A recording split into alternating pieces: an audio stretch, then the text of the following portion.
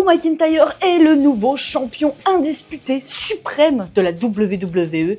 Et non, ce n'est pas une blague. Pour rappel, on a eu dans le main event de SmackDown un 3 Stages of Hell match entre Cody Rhodes et Drew McIntyre pour le titre. Et ça a commencé avec un match simple remporté par Drew, notamment grâce à un low blow. On est parti ensuite sur un False Count Anywhere, lui remporté par Cody qui va briser littéralement McIntyre sur la table des commentateurs. Et arrive enfin le Steel Cage match où les deux combattants sont vraiment au coude à coude. Et alors que Drew est sur le point de sortir de la cage, Jacob Fatu est de retour et le tapasse copieusement. Cody, qui n'est pas très content qu'on intervienne dans son match, arrête Fatu, mais le Samoan Werewolf n'accepte pas et se bat alors avec Cody. Et vous la voyez la brèche là? Drew profite de ce moment pour glisser hors de la cage, remportant enfin cette ceinture tant convoitée. Je ne pensais pas pouvoir dire un jour ces mots dans ma vie et c'est incroyable. Hey, t'as raté SmackDown cette semaine, t'inquiète, je suis Laure et je te récap ça sur Inside Story, alors n'hésite pas à t'abonner et à partager. Côté match, Trick Williams faisait ses débuts dans le show bleu face à Rey Fénix, qui va d'ailleurs lui donner du fil à retordre, mais qui sur la fin se fera avoir par un roll-up qui permet au petit nouveau de remporter la victoire. Alexa Bliss, qui n'aura pas Charlotte Flair ce soir à ses côtés, devra faire face seule à Julia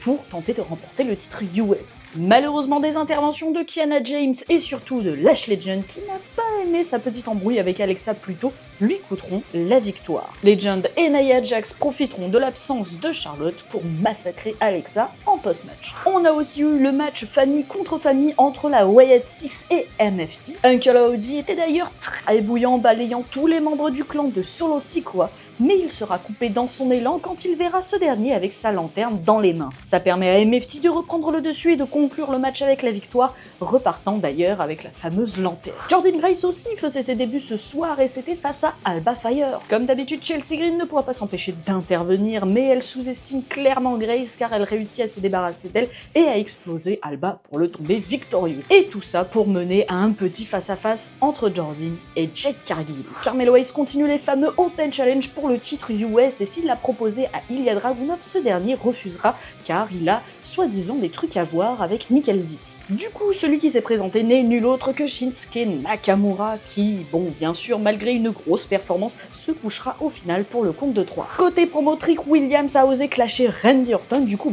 il s'est pris une branlée, mais le Miz s'en est mêlé juste après, sans succès par contre, puisqu'il se mange de nouveau un RKO. Et enfin, Damian Priest nous dit qu'il est désormais intéressé par le titre mondial. Et voilà, tu as tous les moments importants du show. Retrouve plus de récap et plus de contenu sur nos différents réseaux. Et à la prochaine.